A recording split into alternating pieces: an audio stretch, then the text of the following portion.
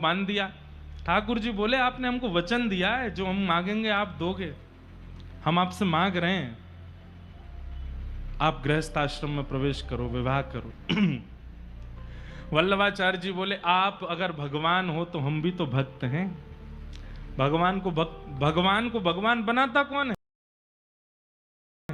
आप अगर हैं तो हम भी चतुर शिरोमणि हैं। नाथ, आपकी इच्छा पूरी मैं करूंगा, लेकिन बदले में मुझे भी कुछ चाहिए। पंडरीनाथ भगवान बोले ये तो हमारी बात नहीं हुई थी।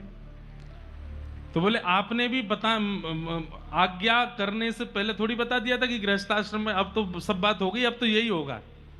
मैं आपकी इच्छा पूरी करूंगा, आप मेरी इच्छा पूरी करो। ठाकुर जी बोले क्या इच्छा है? बोले आपके कहने से विवाह मैं कर लूंगा, लेकिन पुत्र रूप में आप ही मेरे यहां आओगे तो ही विवाह करूंगा। पंडरीनाथ भगवान प्रसन्न भी हो गए और चिंतित भी हो गए, अब क्या करूं।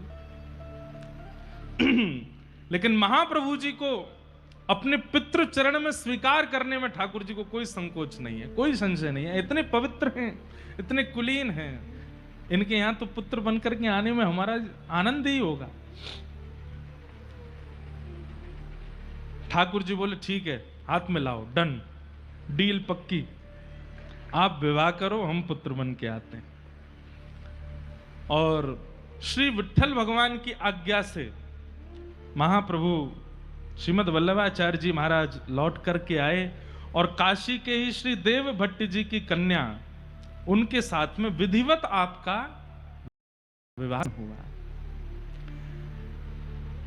किसी कार्य को आप करते हैं तो उस कार्य का लक्ष्य यदि भगवत प्राप्ति है तो वो कार्य कैसा भी हो सुंदर ही हो जाएगा। चाहे वो विवाह का हो, चाहे वो संतान प्राप्ति का हो, चाहे वो धन की प्राप्ति का हो। आप धन अर्जन भी अगर इसी भावना से करते हैं कि धन अर्जन करके हमको अनुष्ठान कराना है, कथा करानी है, गोविंद देव जी में सेवा करनी है, वृंदावन में बंगला बनवाने हैं, उसके लिए धन कमाना है, तो धन भी सुंदरता से आएगा और इतनी उपयुक्त स्थिति में आएगा कि आप ठाकुर जी की सेवा में आनंद से उसको व्यतीत कर सको। पर उद्देश्य ही अपना भरण पोषण और अपने ऐशो आराम होते हैं, तो फिर धन भी कलयुग को लेकर के आता है साथ में। हम कितने ऐसे बालकों को जानते हैं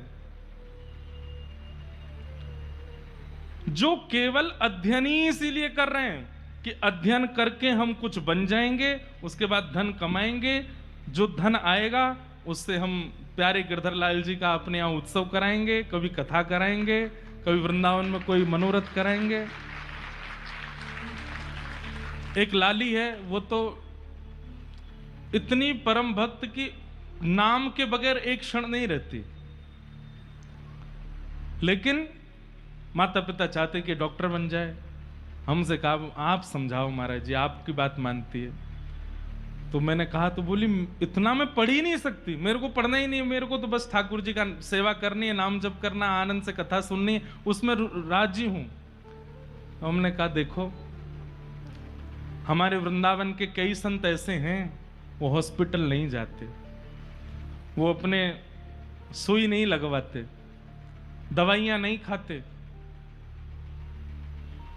हम तुमसे याचना करते हैं कि तुम एक ऐसे डॉक्टरी की पढ़ाई करो, ऐसे विद्वान डॉक्टर, एक वैद्य के रूप में या डॉक्टर के रूप में अपना निर्माण करो और आकर के डॉक्टर बनते ही वृंदावन आ जाना। बाकी सब लोगों से तो धन लेना, लेकिन ब्रजवासी और संतों की मुफ्त में सेवा करना, इसलिए डॉक्टर बन जाओ। ये वचन हम आपके माता पिता से ले लेते हैं कि आप वृंदावन में ही डॉक्टर बनोगे, वहीं क्लिनिक खोल के वहीं हॉस्पिटल चलना, जो भी। तो वो इसी याचना से ही पड़ती है कि मुझे वृंदावन वास मिल जाएगा। निरंतर हरिनाम संकीर्तन करने वाले साधु महात्मा वैसे तो कभी बीमार ना हो, लेकिन कभी कोई उन्हें कष्ट हो तो मुझे उनकी सेवा करने का अवसर मिल जाएगा। और छोड़ो, ब्रजवासी मेरे यहाँ आएंगे, उनकी सेवा, वो इसी भावना से इतना पढ़ती है, इतना पढ़ती है, अब वो टॉप आती है अपने कॉलेज में। तो उद्देश्य आपका क्या है? उस उद्देश्य से आपका कर्म अपने आप पवित्र हो जाता है और भजन बन जाता है। महाप्रभु जी गृहस्थाश्रम में प्रवेश कर रहे हैं, पर उद्देश्य क्या है? पंडरीनाथ आएंगे, पुत्र रूप में आपका विवाह हुआ।